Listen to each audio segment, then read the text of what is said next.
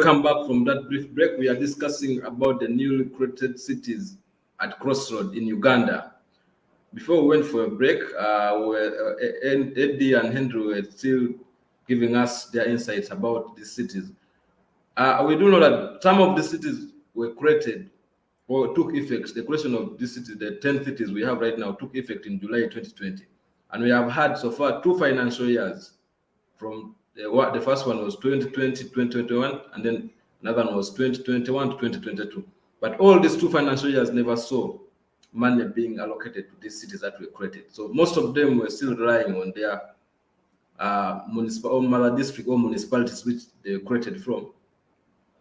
So the question I want to ask you, Henry, were these cities really created for economic reasons, or these were merely political reasons? Because if you create a city and then don't allocate money for its operation, why have you created it then? I think, thank you, Abel. When you ask me such a question, you know what kind of answer you would get from me.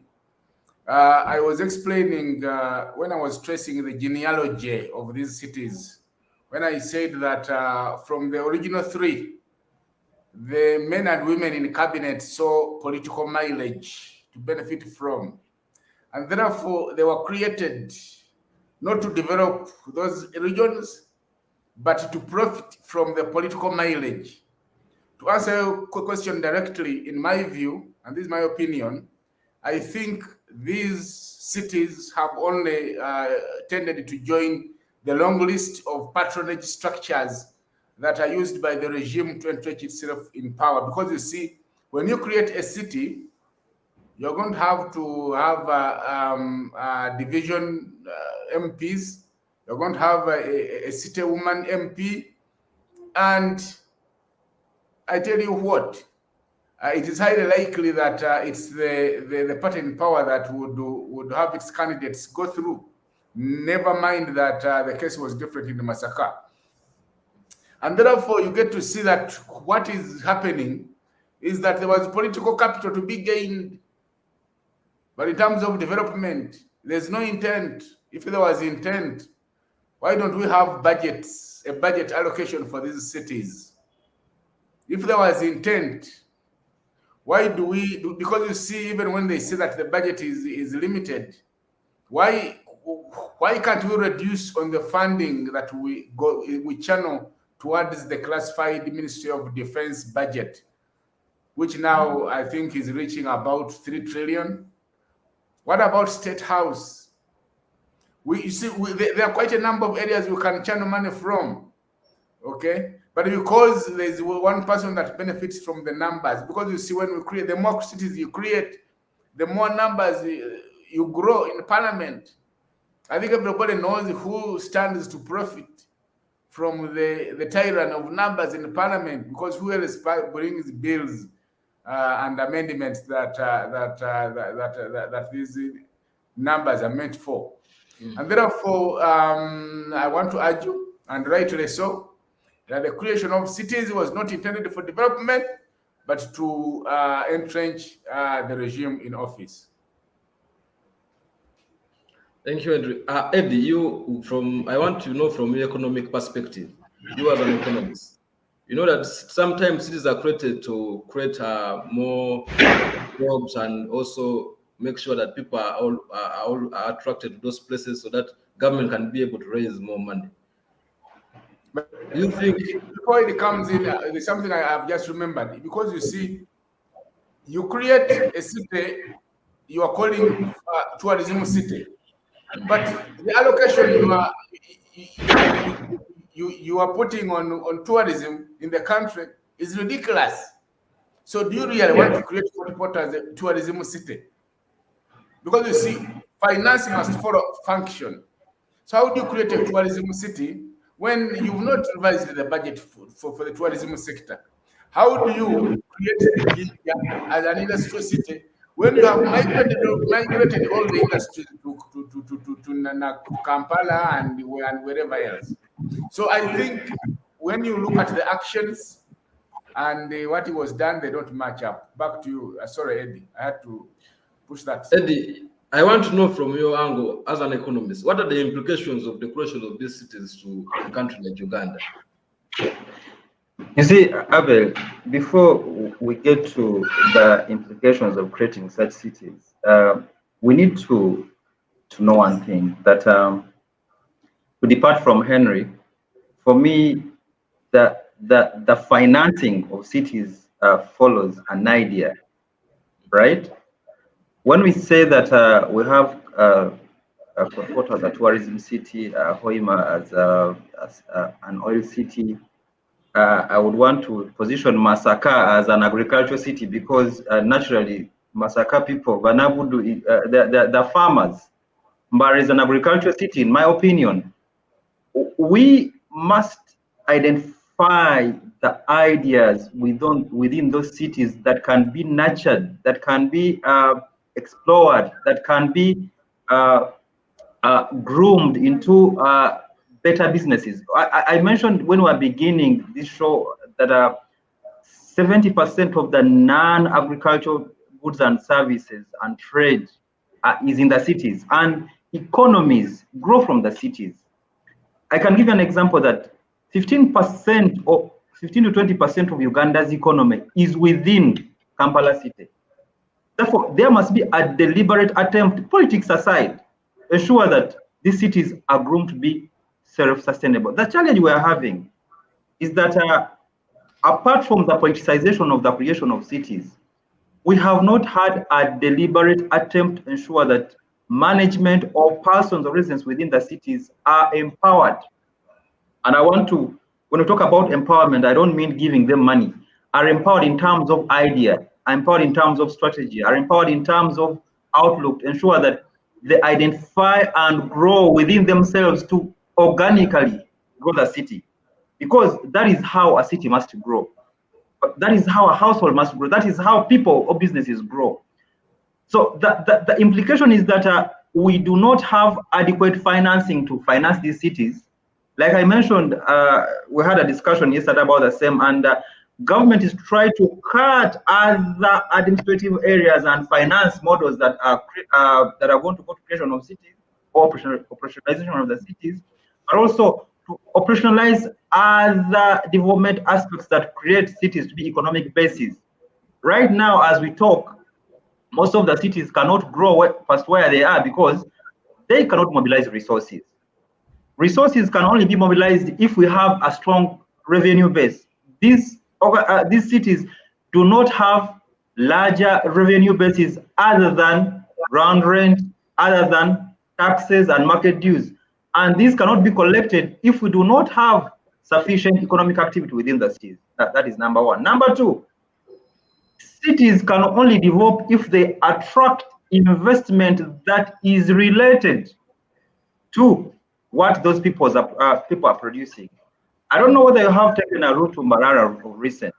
You shall find that the industrial corridor between Lyantonde and Mbarara as city has been established to ensure that they invest into processing, generation of trade and economic activity of activities related to what is within that corridor, either in agriculture or processing or what. Now, that is what we must be following as the trend for city development. But if we say that cities are going to be developed purely based on the financing that is coming from the central government, we are not going to inch a step further than that. But also, as we move towards improving these cities, there are other issues we must look at. For example, number one, job creation. You're not going to grow a city if you do not deliberately target job creation.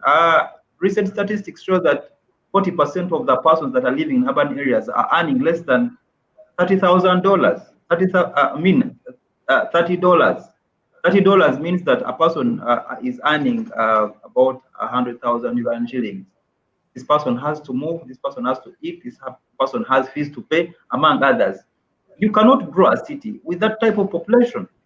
Look at increase in income. People do not have sufficient disposable income, and most of the persons that are living in cities are living on what we call automated income.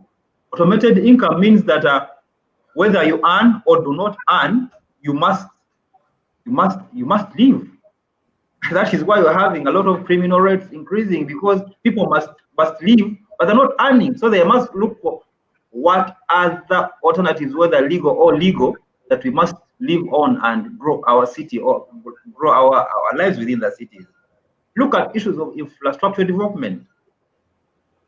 Urban cities, Kampala, Hoima, Soroti, we have a lot of informal settlements, because even when these cities are supposed to have infrastructure plans that are deliberate to having upscale structures or plan structures, the financial wherewithal of the persons that are living in those cities cannot afford to have that kind. Therefore, we're having a lot of unplanned informal settlements. For me, from the economic perspective, this should be the concerns of the persons that are managing these cities. Infrastructure, the roads. Look at our roads. Look at the congestion we do. Uganda is losing over 30% of the economic resources we're supposed to have as an economy in traffic jams. An average Ugandan in Kampala, for example, today spends 6 hours in a jam, 3 in the morning, 3 in the evening, meaning that the hours you have to leave to work, physical working in office, are less than the hours you spend in a jam. And there's no city that can develop in that kind of manner. Therefore, let us try to look at issues that must kind of complement the original policy of establishing these cities in order for us to have economically sustainable cities. Second, let us try to ensure that we grow the revenue basis of the cities, such that cities can organically generate revenue, mobilize resources within themselves to ensure that some of the things that cannot be financed by the central government can be financed locally by the city administration. Today, when you look at most of the urban cities and including local governments, they contribute less than 1% of the monies that they're supposed to be using for the cities.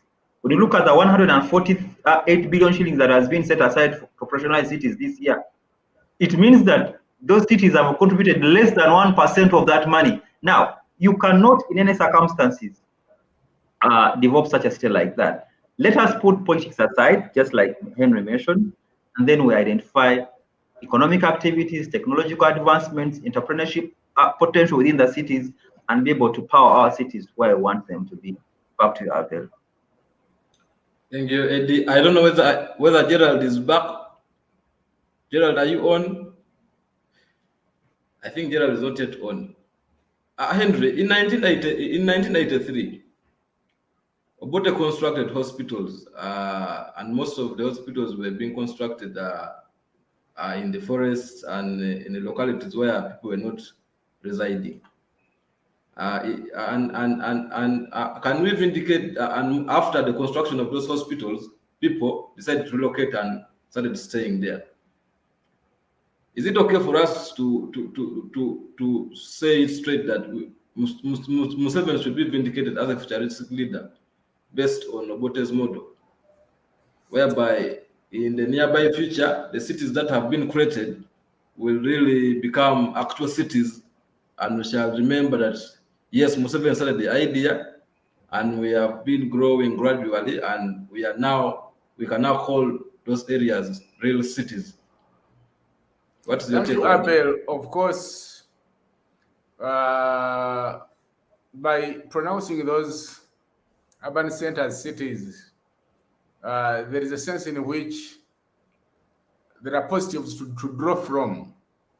Of course, you mentioned Obote. I was told through as a researcher that 1982-83, when Obote was constructing those structures that came to be renowned as Obote hospitals, and you remember, and there were quite a number of them. You have one in Itojo.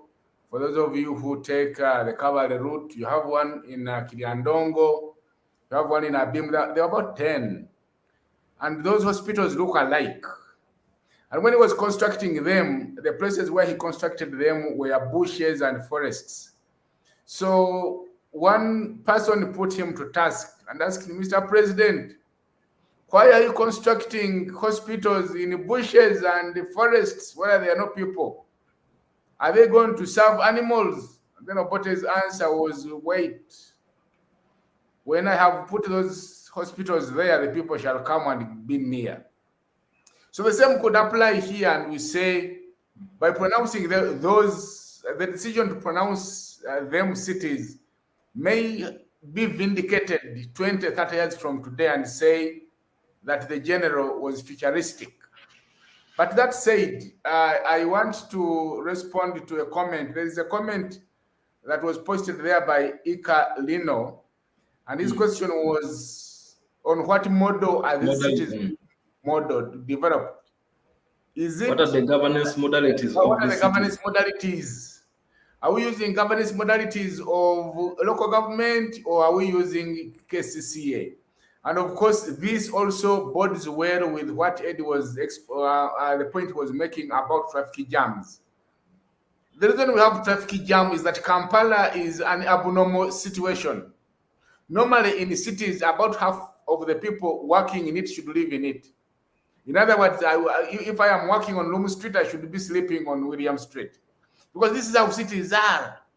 But a situation where everybody must migrate and out of the city and then come back, and then that's what creates the jams. Otherwise, there are no cars in Kampala compared to populations. There is no population in Kampala. Lagos alone has 12 million people staying in it. Kampala has about 500 only. What is this you're talking about on jams? These are abnormal.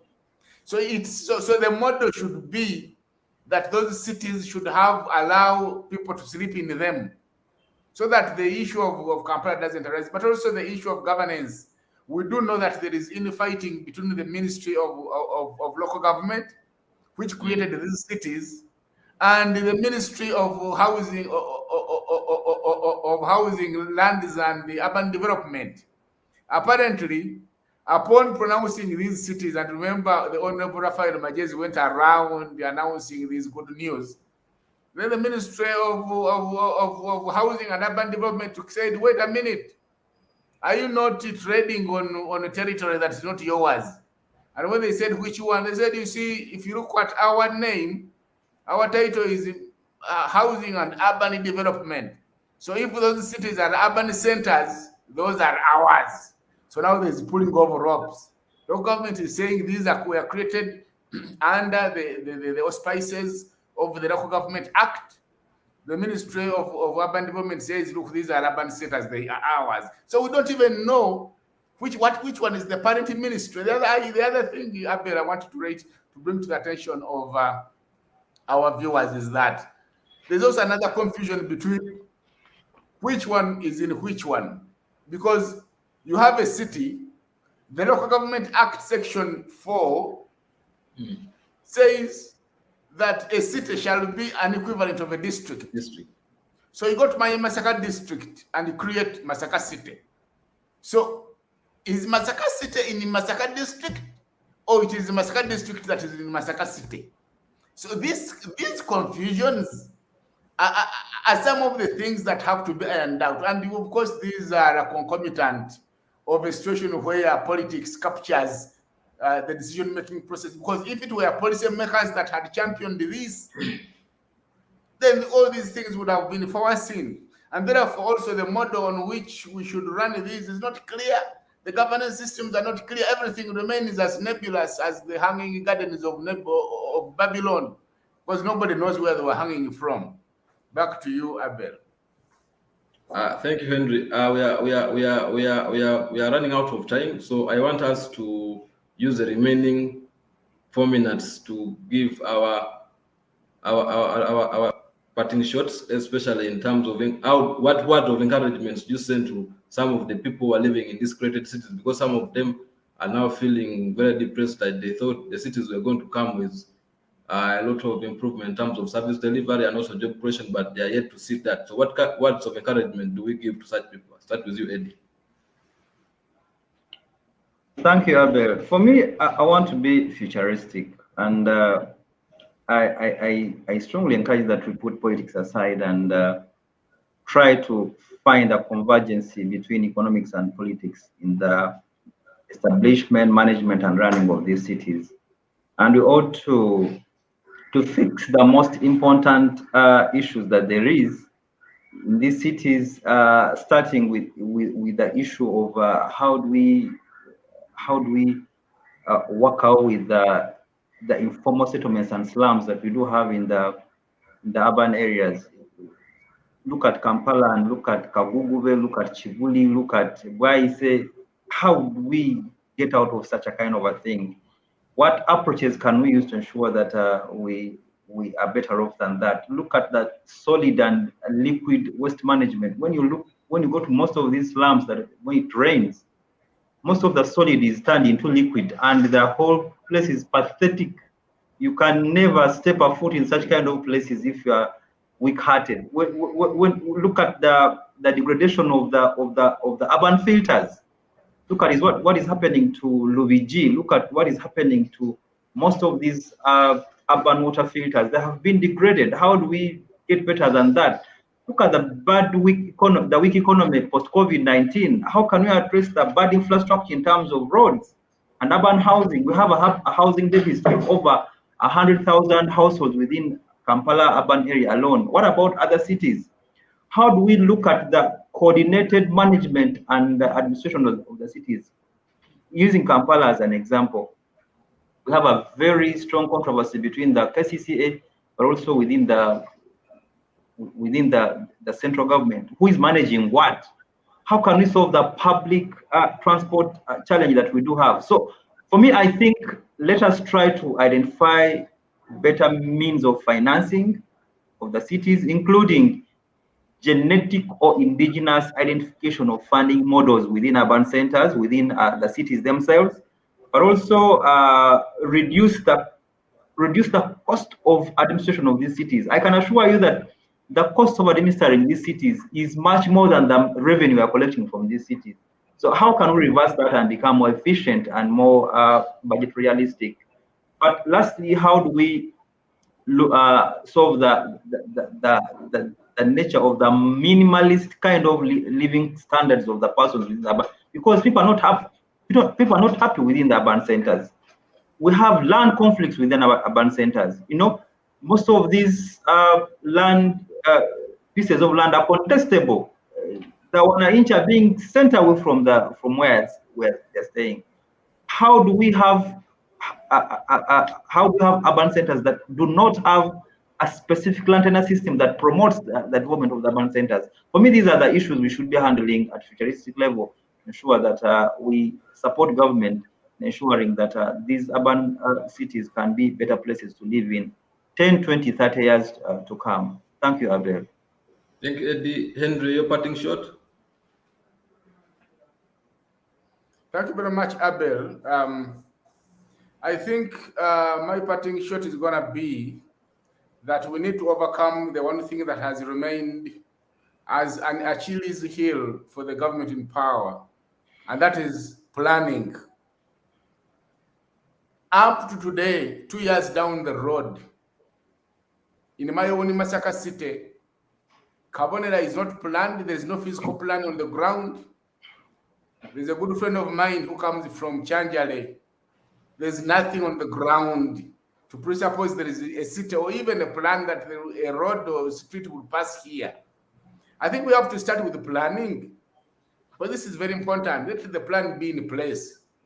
Number two, I think government has to understand that they must invest in infrastructure, the public goods. This is the responsibility of government, that every city has these. When you look at the parish development model, do you see any embedment? Do you see an embodiment of the difference between villages, municipalities, and cities? Why did they not embed a component that is specific to the cities? Because you cannot have a city without economic activity. You cannot sustain a city on a border economy. That will be deceiving yourselves. And lastly, the whole notion of garbage collection. These local governments and the cities have to be helped You have a city like Soroti that cannot even collect garbage. What kind of cities are these? Are we deluded or are we dreaming? So I think these are some of the things we need to, these are the hard questions that the regime must be asked. Because you created these, nobody demanded for these cities, you created them, then you must go the distance of ensuring that you do what is supposed to be done because it moves with the territory. I thank you, Abel. Thank you, Henry Eddy, for your views. We come to the closure of today's Other Perspective, which is always brought to you by ACFIM, a political finance watchdog. It has been me, Abel Esero, your host. Let's keep on with the discussion on our social media platforms. On Facebook, we are ACFIM. On YouTube, it's ACFIM Uganda. On Twitter, it's ACFIM UG. Keep sending your responses. Keep sending your submissions. We shall be responding to them via our social media pages. Thank you. Let's keep in touch again. Let's be there again next week on Wednesday from 11 a.m. to 12 p.m. East African time. Same time, same day. Goodbye.